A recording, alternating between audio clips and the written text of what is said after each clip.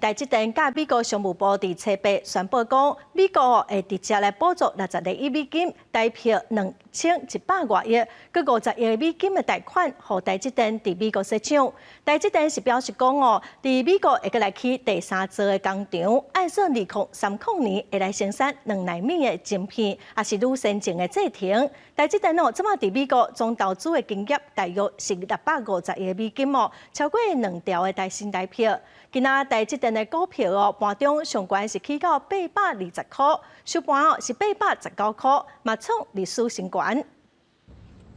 台积电美国厂传出重大进展，七八台积电甲美国商务部宣布，美国会直接补助台积电66亿的美金。台积电也表态要伫美国起第3座的晶圆厂。主要的原因，那么是在于地缘政治，那么还有先前地震的因素，那么以及在竞争对手的一个布局，这3大因素的一个影响。自从台积电得到美国补助的消息出来，包含苹果、飞达甲超皮这3大台积电客户拢出声支持，振奋车到开盘股价开悬加悬，不止超过800块的大关。另外，美国未来建厂的计划，一厂会伫2025年顶半年生产4奈米晶片，2厂是2奈米，按算2018年开始生产，3厂按算采用2奈米或者是更加先进制程技术晶片，按算2030年进行生产。即马台积电扩大美厂布局，有科学专家认为，台积电是配合美国对中国制裁，无过扩充中国厂的产能。不过，也有专家无安尼认为。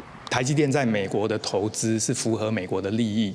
但是呢，中国大陆目前是成熟制程的市场，成熟制程目前的状况是红海市场，竞争非常